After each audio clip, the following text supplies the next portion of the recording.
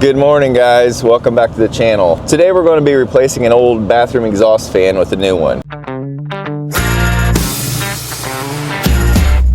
Good morning. Is it too early? No. Okay, good deal.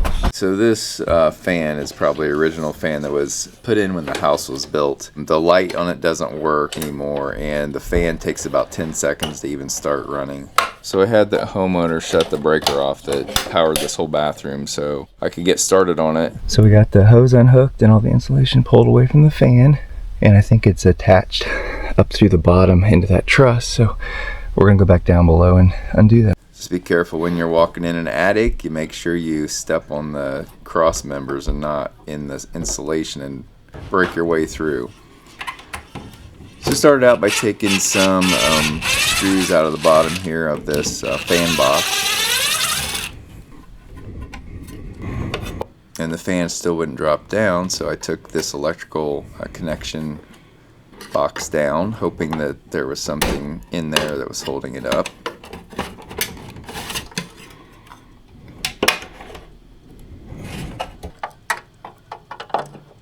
So I figured out that the fan comes out by taking these screws out that are around the outside of the fan. There's like 3 or 4 of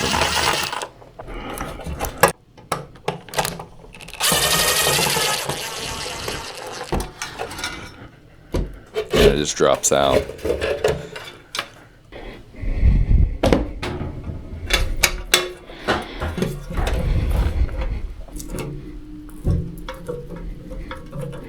Now I just undid the electrical connections.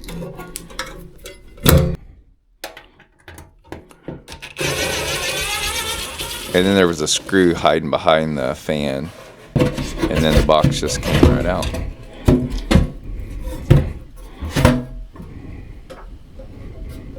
Pop the electrical cord out.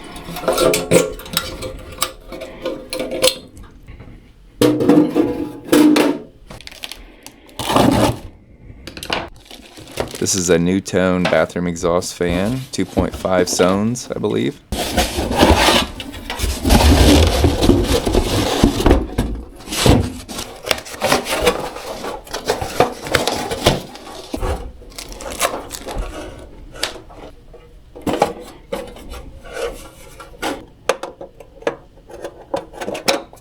The inside fan mechanism comes out of the box. And then the electrical connection snaps out as well.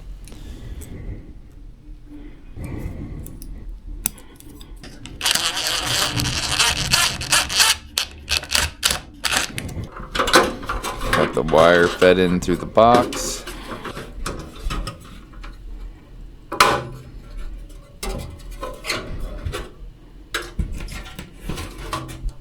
Feed the box up through the hole.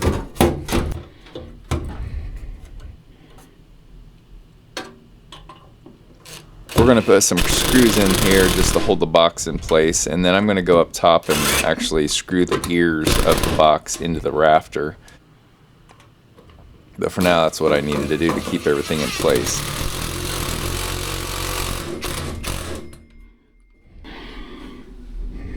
Now I went up top in the attic and screwed these ears in place.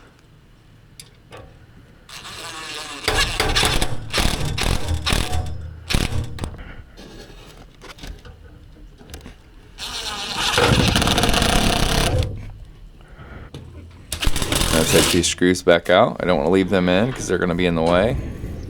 Finish wiring up my connections here for my plugs.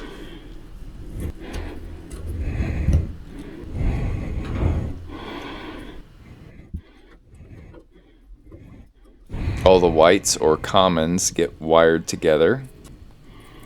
And I taped up my connections.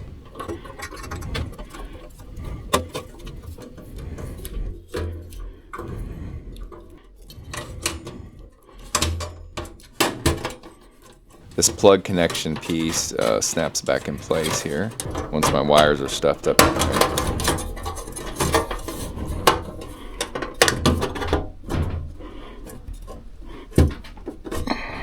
And the fan just hinges in on one side and then it just snaps in on the other. And I actually put a couple more screws in there just to hold that real tight in there. Probably have to remove them if they want to take the fan down and clean it. So I plugged my fan in, plugged my light in. Now I'm just putting the shroud up. The light goes in after the shroud's up, and there is a screw that comes through the middle that holds the light in place, which also holds the shroud in place.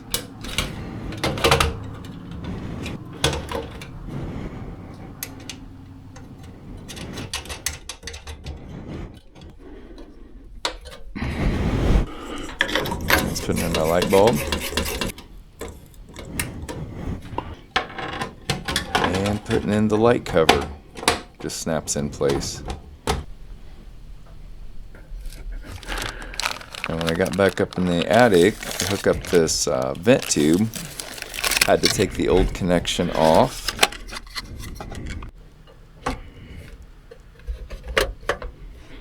After putting the new connection on the box, I noticed that the tube was just way too tight. There was not enough slack to fit it on there.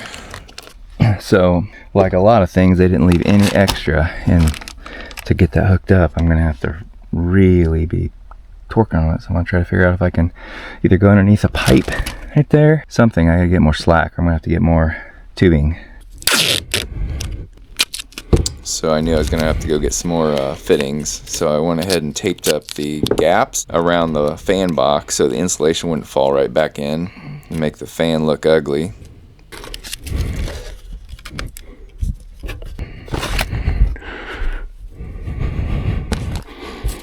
So I went and got a couple 90s.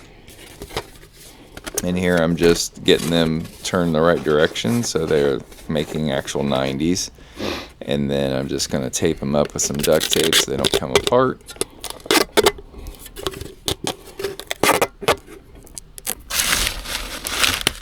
Hook it up to my tubing.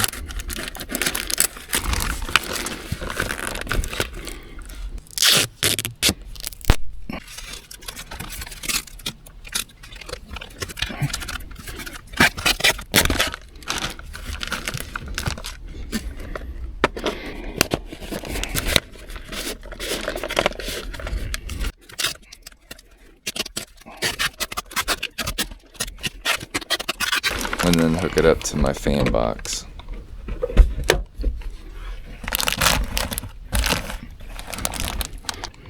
And then cover it all back up with insulation good. Felt a lot better about this solution than stretching that pipe out. A little bit of insulation fell into this into the light cover here, so I'm just cleaning it out. So we got a nice fresh install.